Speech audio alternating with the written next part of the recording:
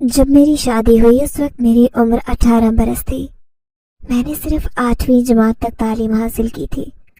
اس دور میں لڑکیوں کو اتنا زیادہ پڑھانے کا رواج نہیں تھا، لیکن انہیں سلائی کڑھائی، کروشیا، سویٹر بننا، یہ سب کام سکھائے جاتے، اور مجھے چارپائیاں بنانی بھی آتی تھی۔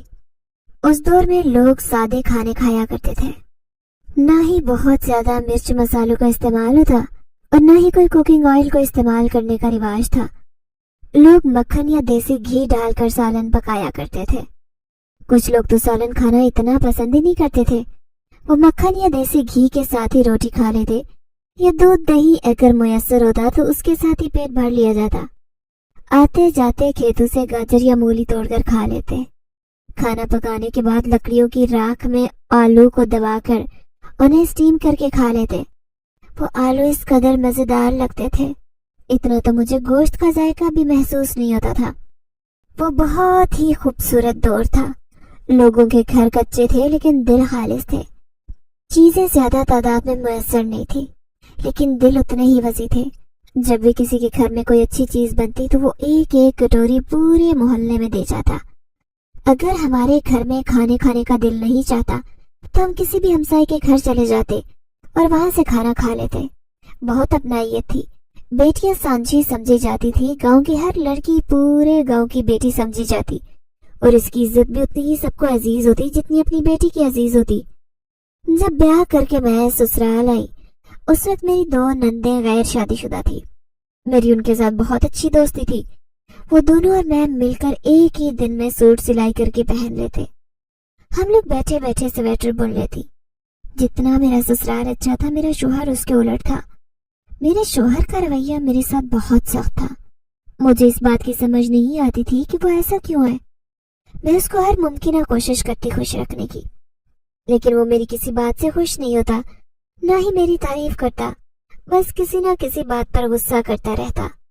میں اللہ سے بہت دعائیں کرتی، میرا شوہر میری قدر کرے، مجھ سے محبت کرے، میری ہر بات مانے۔ میری نماز میں بس یہی دعا ہوتی۔ باقی میرے سسرال والے میرے ساتھ بہت اچھے تھے۔ میری ساس اور سسر بھی مجھے پسند کرتے تھے، میرے کاموں کی تعریف کرتے۔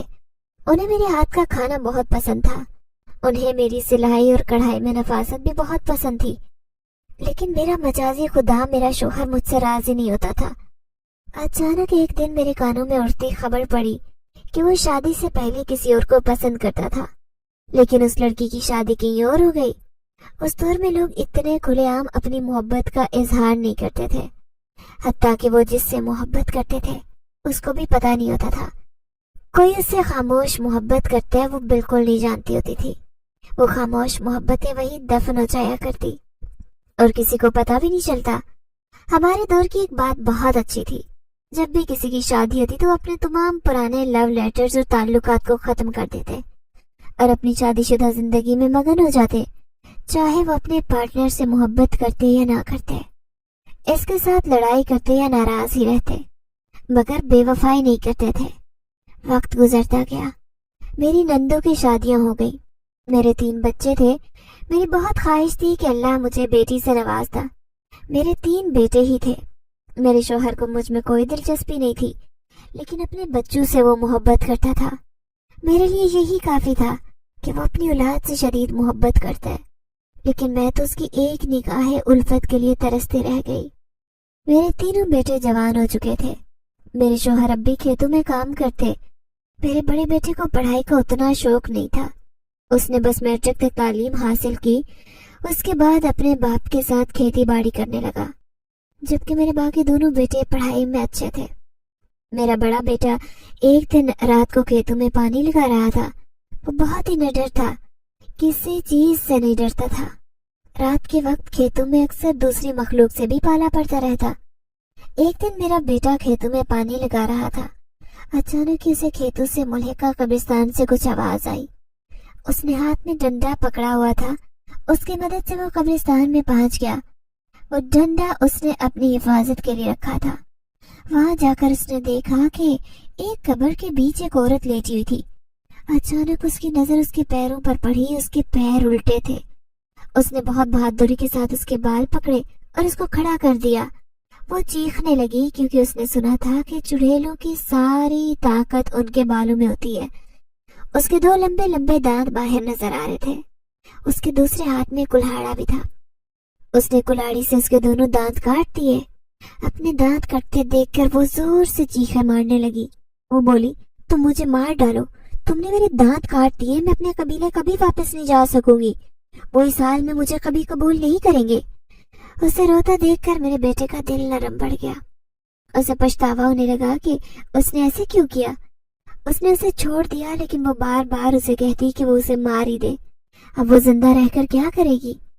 مگر میرے بیٹے نے اسے نہیں مارا، چھوڑ کر واپس کھیتوں کو پانی دینے کے لیے چلا گیا۔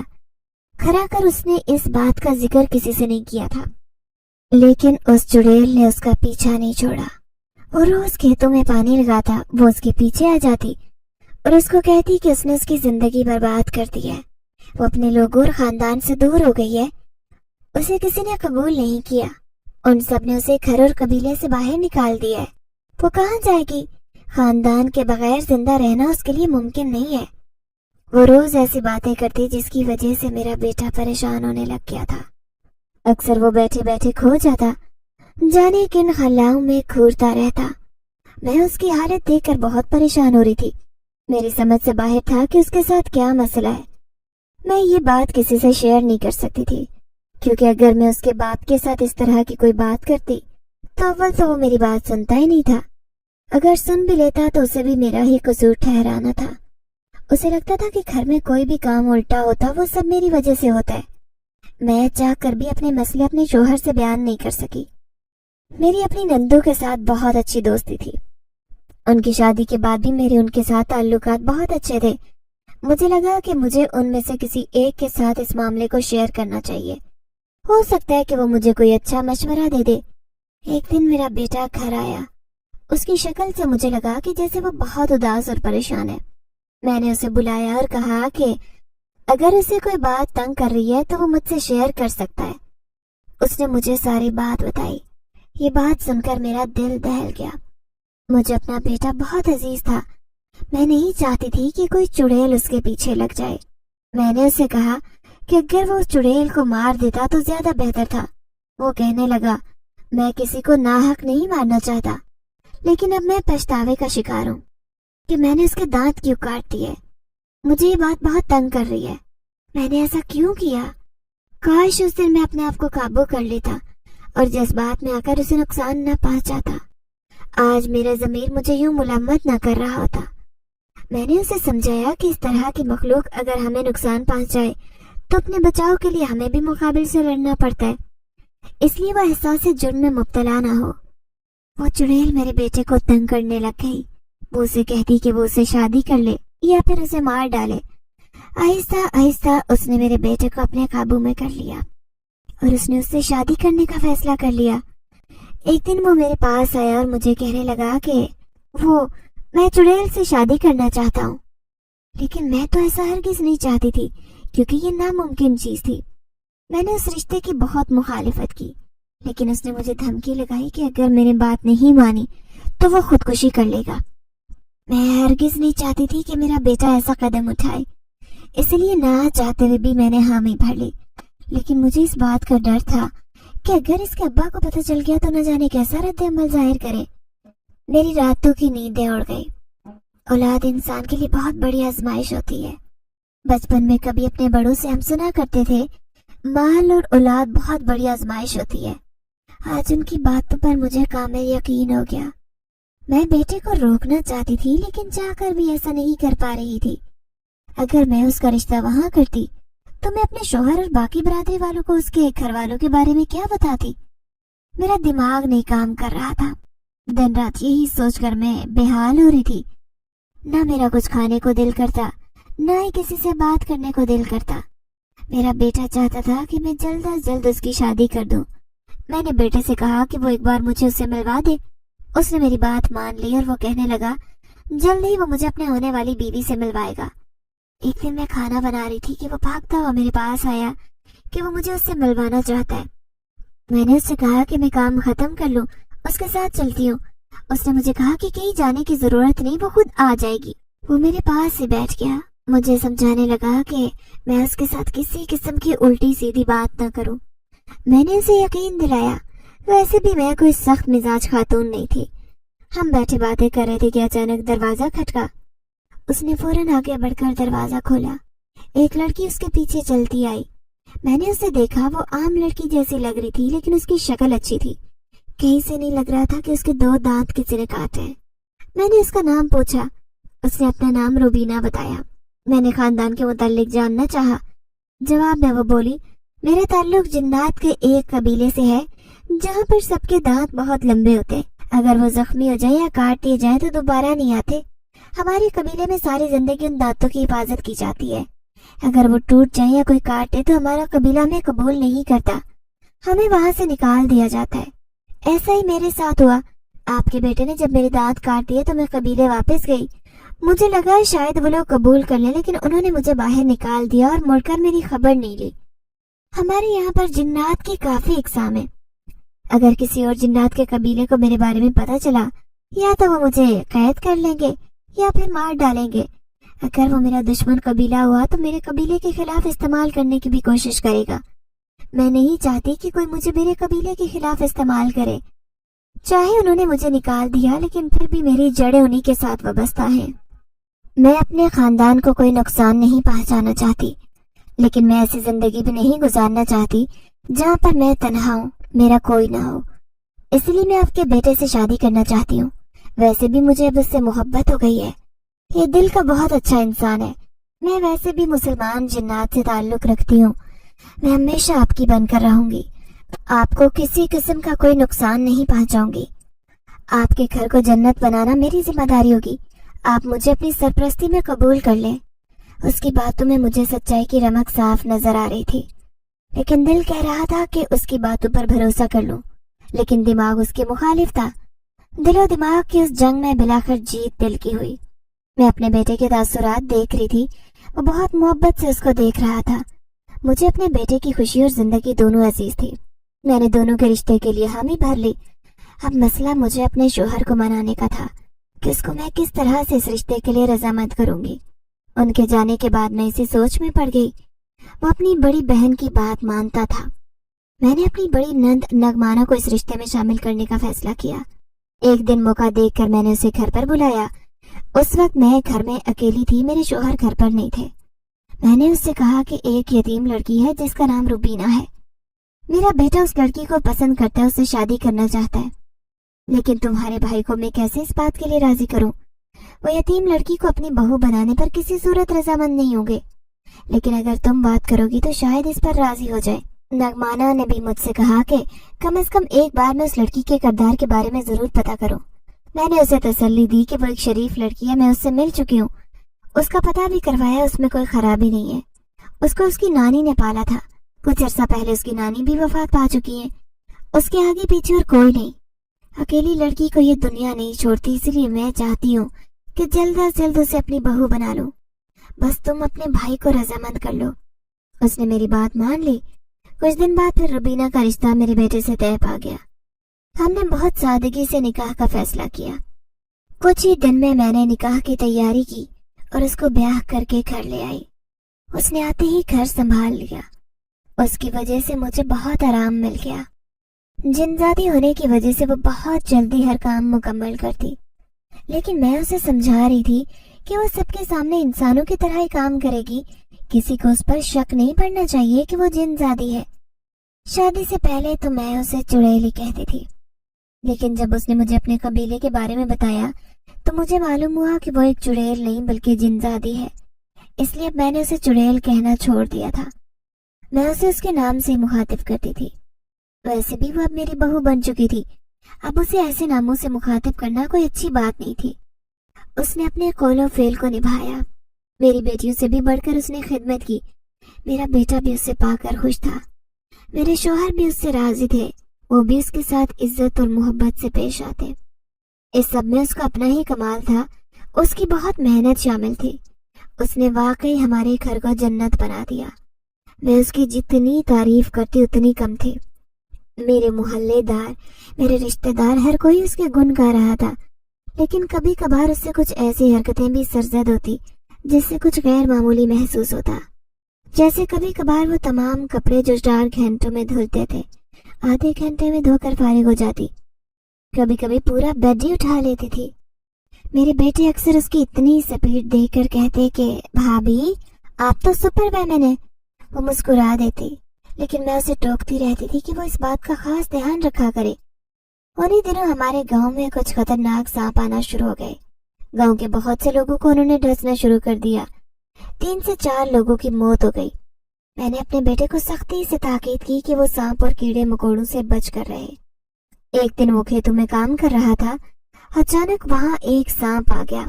وہ بہت زہریلا لگ رہا تھا۔ میرے بیٹے کو اس سانپ کے آنے کی خبر ہی نہیں ہوئی۔ اس سانپ نے اسے ڈھس لیا۔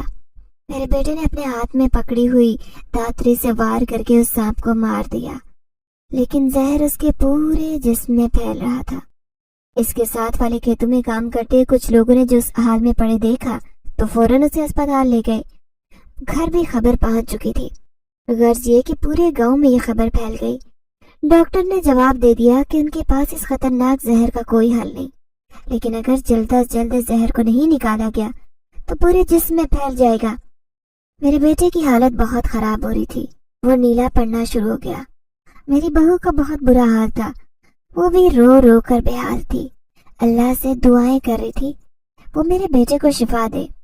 میری آنکھوں سے آنسو ہی نہیں رک رہے تھے۔ میرے شوہر نے بھی اپنے آپ پر قابو پانے کی کوشش کی، لیکن ان کی نمدیدہ آنکھیں ان کے دل کا حال بتا رہی تھی۔ ڈاکٹر نے جواب دے دیا کہ میرا بیٹا اب نہیں بچے گا۔ اسی دوران میری بہو غائب ہو گئی، نہ جانے کہاں چلی گئی تھی۔ ہم سب ہاسپٹل میں موجود تھے۔ اچانک اس نے اپنے ہاتھ میں کوئی جڑی بوٹی پکڑی ہوئی تھی اور وہ آ گئی۔ اس نے فوراً سانپ کے ڈسنے کی جگہ پر وہ لگانی شروع کر دی۔ جانے کس قسم کی جڑی بوٹی تھی کہ اس کی مدد سے اس نے آہستہ آہستہ کر کے اس کے پورے جسم سے زہر نکال دیا اور میرے بیٹے کی جان بچ گئی۔ میں اور سارے گھر والے اللہ کا شکر ادا کرتے نہیں تھک رہے تھے۔ آج تو یوں لگ رہا تھا جیسے میری بہو نے مجھے خرید لیا ہو۔ میں نے 100 نوافل کی منت مانگی تھی، گھر جا کر میں نے وہ ادا کیے۔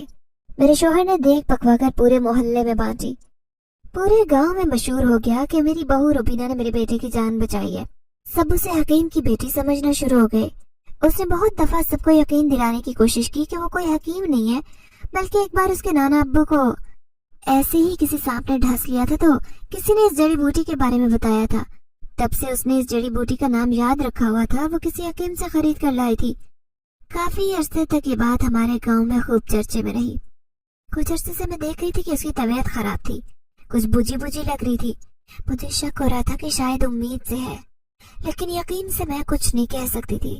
لیکن کچھ دن بعد یہ بات واضح ہو گئی کہ میرا اندازہ درست تھا، اس کی طبیعت کچھ خراب رہنے لگی۔ لیکن میں نے یہاں کے کسی دائی یا ڈاکٹر کو چیک کروانے کی کوشش نہیں کی، کیونکہ میں نہیں چاہتی تھی کہ اس کی اصلیت کسی کے سامنے آ جائے، نہ جانے انہیں یہ معلوم ہی نہ پڑ جائے کہ یہ انسان نہیں ہے بلکہ جن زادی ہے۔ میں نے اس سے کہا کہ وہ اپنے قبیلے میں یا کسی دائی یا حکیم کو جانتی ہے جو اس کا چیک اپ کر سکے، اگر اسے کسی دوائی کی ضرورت پڑے تو اس کا انتظام کر دے۔ اس نے کہا کہ اس کی ایک دوست جن زادی حکمت کے پیشے سے وابستہ ہے، ضرورت پڑنے پر وہ اس کی مدد لے گی۔ اس حوالے سے میری پریشانی دور ہو گئی۔ اس نے اپنی دوست جن زادی سے 1-2 بار میری ملاقات بھی کروا دی۔ وہ اپنی دوست کی دی ہوئی دوائی بھی کھاتی تھی۔ ہمارے گھر میں بھی اگر کوئی بیمار ہوتا تو اس کی دی ہوئی جڑی بوٹیوں سے ہمیں فوراً آرام آ جاتا۔ اپنے بیٹے کی اس کے ساتھ شادی کروانے کے بعد مجھے کسی قسم کا پچھتاوا نہیں ہو رہا تھا۔ میں بہت خوش تھی، میرا بیٹا بھی خوشگوار ازدواجی زندگی گزار رہا تھا۔ ہم اپنے گھر میں پرسکون زندگی گزار رہے تھے، کسی قسم کا کوئی جھگڑا اور فساد گھر میں نہیں ہوتا۔ اس طرح وہ دن بھی آ گیا جب میرے پوتے نے آنکھ کھولی۔ میں نے اپنے گاؤں میں کسی بھی دائی یا ڈاکٹر سے اس کی ڈیلیوری نہیں کروائی، بلکہ اس کی دوست نے ہی سب کچھ کیا۔ بچہ پیدا ہوا تو میں نے اس کی شکل دیکھی، بہت خوبصورت تھا، لیکن اس میں کچھ غیر معمولی پن بھی محسوس ہوا، جیسے وہ پلکیں نہیں جھپکا رہا، نہ بہت روتا نہ چیختا، بلکہ صبر کے ساتھ لیٹا رہتا۔ اس کی ماں خود ہی اسے فیڈ کرواتی، ورنہ وہ مانگتا نہیں تھا۔ اتنا صابر بچہ دیکھ کر مجھے خوشی ہوتی، لیکن کدھر ڈر بھی لگتا کہ اس بچے کو کہیں کوئی مسئلہ نہ ہو۔ آہستہ آہستہ وہ بڑا ہو رہا تھا، لیکن اس کے اندر بہت ساری چیزیں ایسی تھی جو انسانوں میں نہیں پائی جاتی تھی۔ اس بچے کو دوسروں کے سامنے کرنے سے میں گریز کرتی تھی، کیونکہ بہت سے لوگ نوٹس کرتے تھے، اس کی حرکتیں دیکھ کر چونک جاتے۔ میں اس کی ماں کو بھی سمجھاتی کہ وہ جس حد تک ممکن ہو اسے لوگوں کے سامنے آنے سے روک دیا کرے۔ لیکن بچوں کو ہم جتنا بھی کنٹرول کر لیں وہ ایک حد تک ہی کنٹرول ہو سکتے ہیں۔ وہ بہت تیزی سے دیواریں پلانگتا تھا، اتنا تیز دوڑتا کہ اتنا تیز تو کوئی جوان آدمی بھی نہ دوڑ سکے۔ وہ بہت جلدی چیزوں کو پک کرتا۔ اس کی عمر اس وقت 5 برس تھی، لیکن اسے بہت ساری چیزیں یاد تھی جو کہ اس کم عمر بچوں کو عام طور پر ایسی یاد نہیں ہوتی۔ اسکول میں بھی وہ بہت جلدی لکھ لیتا، تمام بچے بھی کام کر رہے تھے، وہ فارغ ہو جاتا۔ اس کے استاد بھی حیران ہوتے ہیں، اتنی غیر معمولی ذہانت والا بچہ انہوں نے آج سے پہلے نہیں دیکھا تھا۔ وہ جیسے جیسے بڑا ہو رہا تھا ویسے ویسے اس کی صلاحیتیں بھی ابھر کر سامنے آ رہی تھی۔ اب اس کی عمر 12 سال ہو چکی تھی، لیکن میں چاہتی تھی کہ وہ اس گاؤں کو چھوڑ کر کہیں اور چلا جائے، لیکن اس کی ماں اسے خود سے دور کرنے پر راضی نہیں۔ ویسے بھی کچھ عرصہ پہلے ہی میری بہو کے خاندان والوں نے اس کے ساتھ صلح کی کوشش بھی کی تھی۔ وہ جنات کا خاندان پہلے اپنی ہی بیٹی کو قبول کرنے پر راضی نہیں تھا، اب اچانک سے وہ کیوں اس کے ساتھ صلح کرنا چاہ رہے تھے؟ میں نہیں چاہتی تھی کہ وہ میری بہو سے کسی قسم کا تعلق رکھے۔ میں نے بہو کو سمجھایا کہ وہ اپنے خاندان کے ساتھ کوئی تعلق نہ رکھے، ہو سکتا ہے کہ انہیں کوئی مفاد ہو، لیکن اس کا دل اپنے لوگوں سے ملنے کے لیے تڑپ رہا تھا۔ وہ چاہتی تھی کہ وہ دوبارہ ان سے تعلقات بحال کر لے۔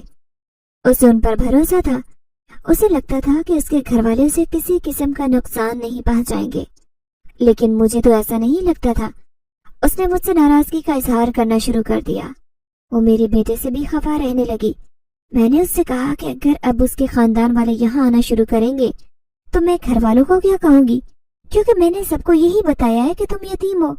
وہ کہنے لگی کہ میں ان سب سے کہہ دوں گی کہ یہ میرے رشتہ دار ہیں، بس آپ مجھے ان سے ملنے کی اجازت دے دیں۔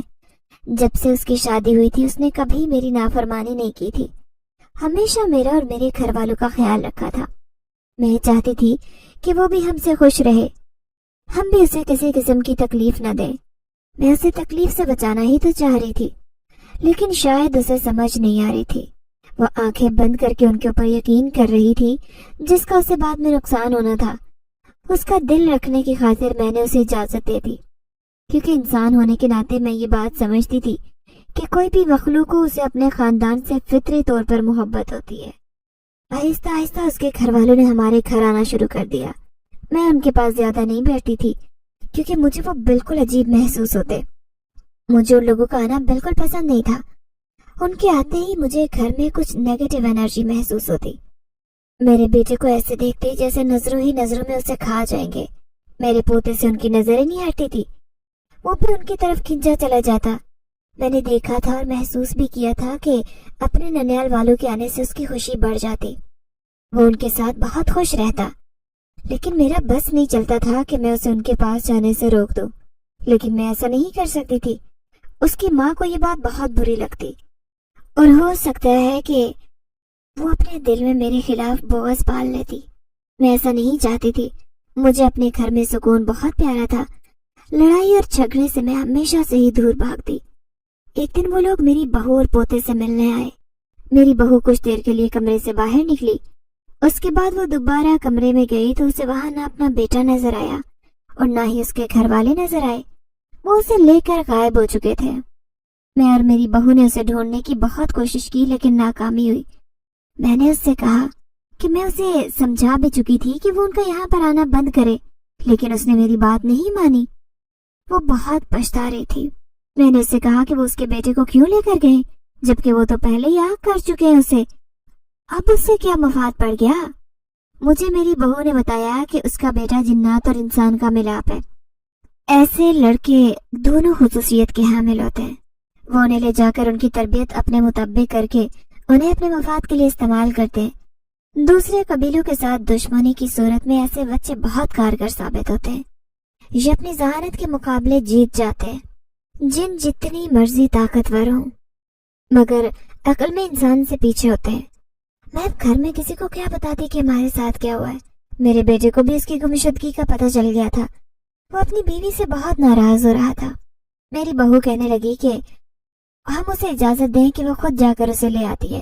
میرا بیٹا کہنے لگا وہ جیسے مرضی اس کا بچہ واپس لے کر آئے، ورنہ وہ 1 منٹ میں اسے گھر سے باہر نکال دے گا۔ مجھے بھی اپنا پوتا بہت پیارا تھا۔ کہتے ہیں کہ اصل سے سود پیارا ہوتا ہے۔ وہ ہم سے اجازت لے کر چلی گئی۔ میں دن رات پوتے کی واپسی کی دعائیں کرتی رہتی۔ अपने शौहर और दूसरे बेटों को मैंने यही कहा था कि वो अपने रिश्तेदारों के घर बेटे को लेकर कुछ दिन के लिए रहने गई हैं, लेकिन ये बहाना भी दोनों के लिए कारगर साबित नहीं हो सकता था। मेरी बहू का भी कुछ पता नहीं था। मेरा बेटा बहुत परेशान रहने लगा। सारा दिन घर से बाहर रहता, अपने बेटे और बीवी को याद करके वो दिन रात मर रहा था। मुझसे उसकी हालत देखी नहीं जा रही थी। उधर बहू की भी कुछ खबर नहीं थी। हमारे घर में भी उल्टी सीधी चीजें होने लगी। जिन्नात हम लोगों को डरा रहे थे। वो चाहते थे कि मैं अपने पोते को छोड़ दूं, उसके पीछे ना आऊं। मेरे बेटे को मुख्तलिफ रूप में आकर डराते, मारने की धमकियां देते। कभी घर में लोगों के दौड़ने की आवाजें आती, कभी साए चलते नजर आते। ऐसा सिर्फ मेरे बेटे और मेरे साथ ही होता था। मेरे शौहर और बाकी दोनों को कुछ भी नजर नहीं आता था, ना ही उन्हें कोई तंग करता था। एक दिन मैं सो रही थी कि अचानक किसी ने सोते हुए मेरा गला दबा दिया। मैं बहुत तड़पी, बहुत शोर मचाया, लेकिन जो चीज भी मेरा गला दबा रही थी उसने मुझे गर्दन से ऊपर उठा लिया। जो ही फजर की अजान की आवाज आई तो मेरी जान छूटी। उसके साथ ही मेरी आंख खुल गई। वो एक ख्वाब था, लेकिन मुझे ऐसे लग रहा था कि जैसे हकीकत हो। मेरा गला हकीकत में भी दर्द कर रहा था। मैंने शीशे में अपना गला चादर के पीछे करके देखा।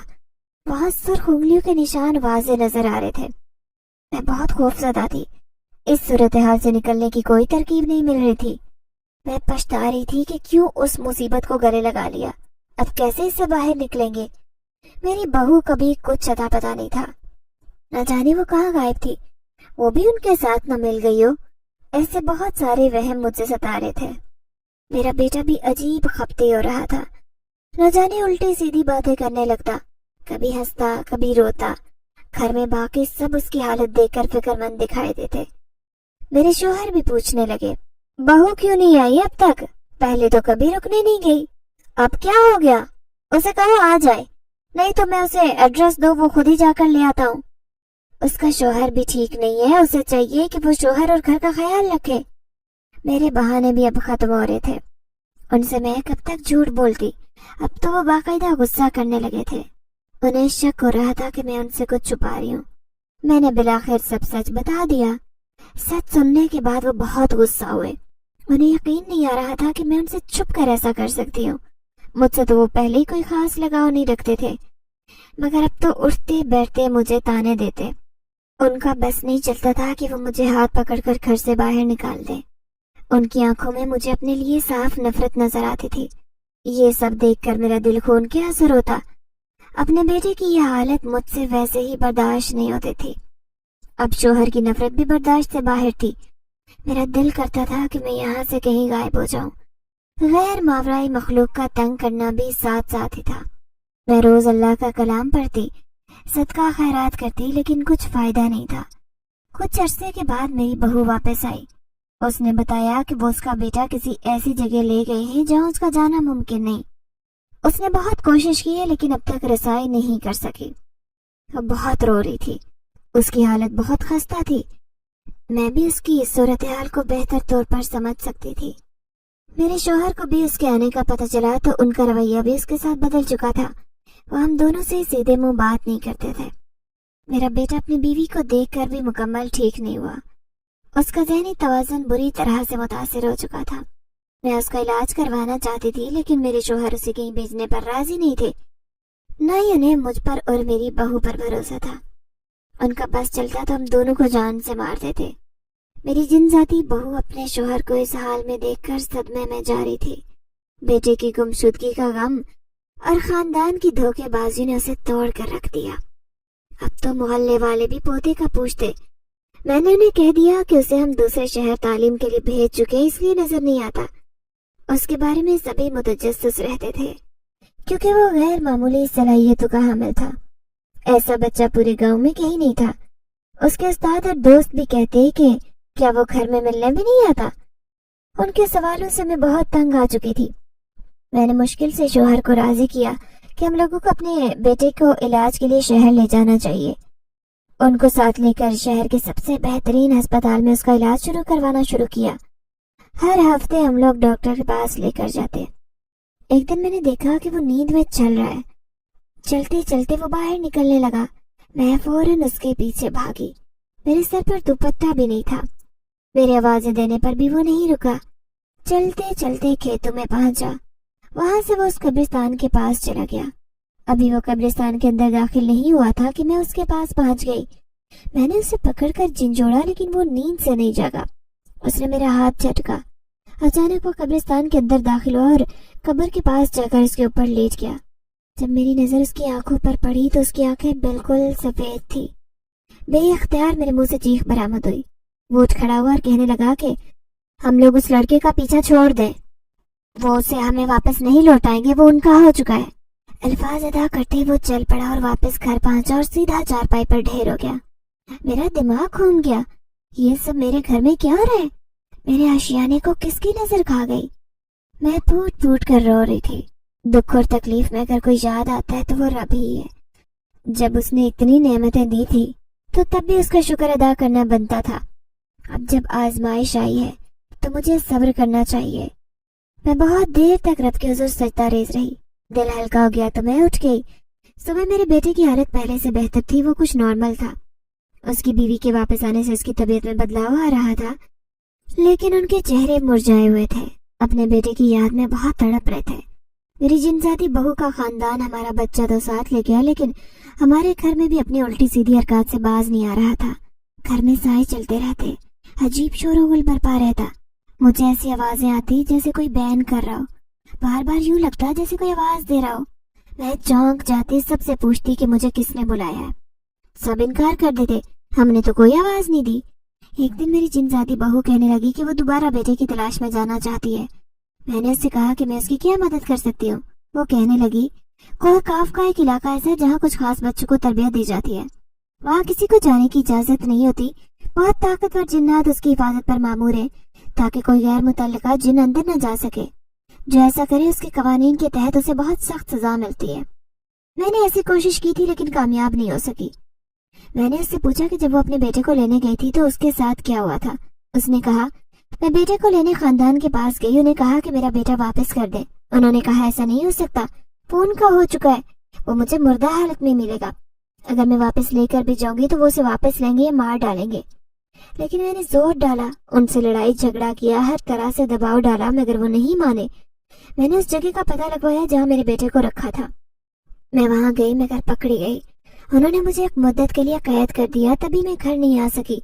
मेरी सजा मुकम्मल हो गई तो घर वापस आई, क्योंकि मुझे दोबारा हिम्मत बहाल करके बच्चे को वापस लाना था।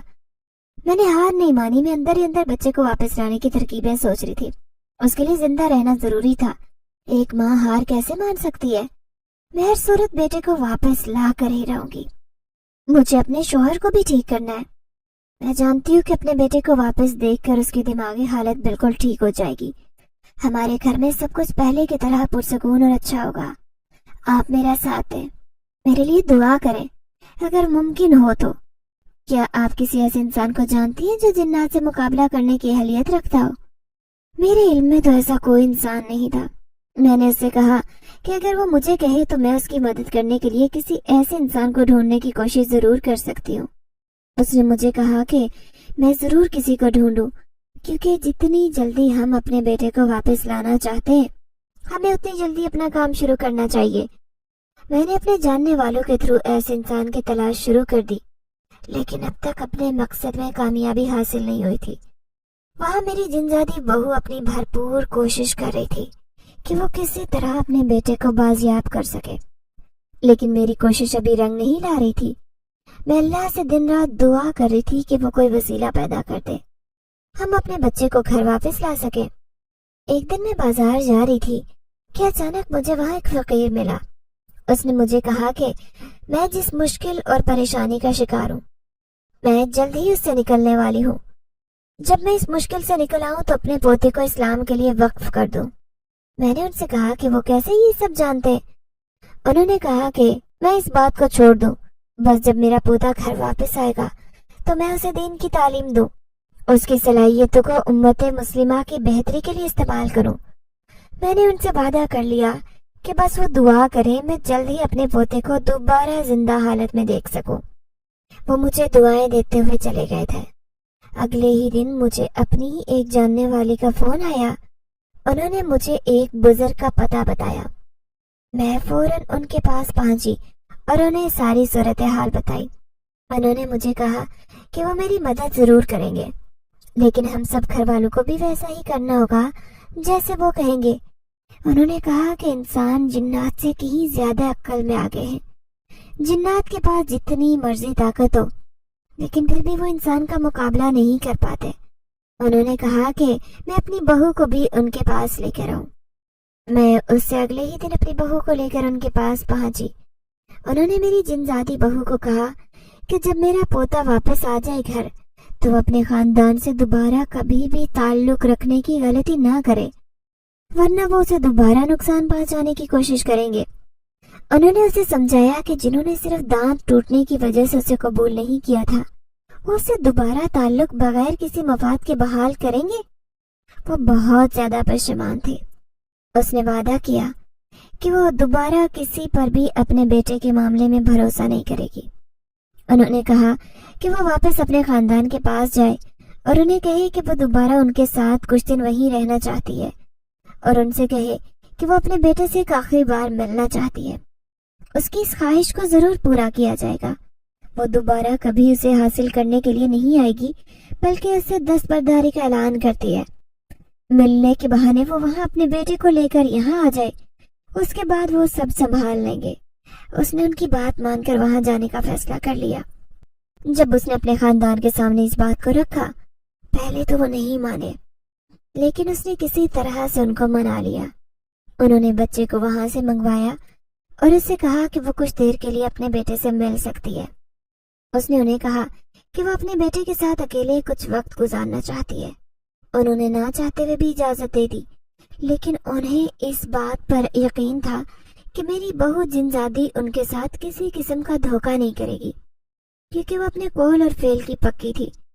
اس نے ایسا پہلے کبھی ان کے ساتھ نہیں کیا تھا، لیکن اس وقت میری بہو جنزادی کو اپنا بیٹا واپس چاہیے تھا۔ اصل میں تو وہ اس کی اولاد تھا، اور ان لوگوں نے اس کی اجازت اور مرضی کے بنا اسے اپنے پاس رکھا ہوا تھا۔ اس نے جب اپنے بیٹے اور خود کو اکیلے پایا تو فوراً اسے لے کر وہاں سے غائب ہو گئی اور ان بزرگ کے پاس آ پہنچی۔ ان بزرگ نے کہا کہ اب وہ اسے یہاں ان کے پاس چھوڑ دے۔ میرا پوتا بھی بہت سہما ہوا لگ رہا تھا۔ وہ بہت عرصے سے اپنے ماں اور باپ سے الگ تھا۔ وہ ماں کے ساتھ یوں چپکا ہوا تھا جیسے سالوں سے نہ ملا ہو۔ میں بھی اسے دیکھ کر بہت جذباتی ہو گئی۔ کتنی دیر تک اسے گلے لگائے رکھا۔ میرا دل ہی نہیں کر رہا تھا کہ اسے یہاں سے چھوڑ کر جاؤں، لیکن ہم لوگوں کو ان کا بندوبست کرنا تھا، ورنہ وہ دوبارہ اسے لے کر چلے جاتے اور ہو سکتا تھا کہ ہم لوگوں کو بھی جان سے مار دیتے۔ میں نے اپنے شوہر کو بھی انفارم کرنے کا سوچا، لیکن مجھے انہوں نے منع کر دیا۔ ان بزرگ کو سب میاں جی کہتے تھے۔ بہت سارے جنات ان کے تابع تھے اور شیطانی جنات انہیں دور سے ہی دیکھ کر بھاگ جاتے۔ جب جنات کو پتہ چلا کہ میری جنزادی بہو اپنے بیٹے کو لے کر غائب ہو چکی ہے، وہ تو غصے سے پاگل ہو گئے۔ انہوں نے ہمارا جینا حرام کر دیا۔ وہ مجھے اور میرے گھر والوں کو بہت تنگ کرنا شروع ہو گئے۔ بہت سارے کتے ہمارے ذہن میں آ جاتے، وہ ہم لوگوں کو گھورتے رہتے۔ ہم گھر سے باہر نکلنے کی کوشش کرتے تو وہ بھونکنا شروع کر دیتے۔ ان کا سائز بھی بہت بڑا تھا، دکھنے میں بھی وہ بہت خطرناک ہوتے۔ میاں جی نے جنات کے شہنشاہ کو بلایا اور اس کے سامنے سارا معاملہ رکھا۔ وہ کہنے لگا، یہ بچہ ہمارے لیے بہت فائدہ مند ہے، اسے ہمیں واپس کر دیں۔ میاں جی کہنے لگے، یہ بچہ اپنے باپ کی نسبت سے انسانی خصوصیات کا زیادہ حامل ہے، تو یہ انسان کا بچہ ہی گنا جائے گا۔ بچے کو اس کے خاندان سے دور کرنا ویسے بھی بہت غلط بات ہے۔ وہ تو شروع سے ہی انسانوں کے درمیان پلا بڑا ہے، اس لیے اسے واپس کر دیا جائے۔ شہنشاہ جنات کے تعلقات میاں جی کے ساتھ کافی درینہ تھے۔ وہ مان گئے۔ میاں جی نے انہیں منا لیا۔ میری بہو جنزادی کے خاندان کو شہنشاہ جنات نے بلا کر منع کر دیا کہ وہ ہم لوگوں کو اب تنگ نہ کرے اور نہ ہی اس بچے کو دوبارہ سے اٹھایا جائے گا۔ ہمارا معاملہ یوں حل ہو گیا تھا اور ہمارا بچہ گھر واپس آ گیا۔ میرا بیٹا بھی اپنے بچے کو دیکھ کر بہت زیادہ خوش ہوا۔ اس کے چہرے پر بھی رونق آ گئی، لیکن میرے شوہر کا رویہ ٹھیک نہیں ہو رہا تھا۔ اپنے پوتے کو پا کر وہ بھی خوش تھے۔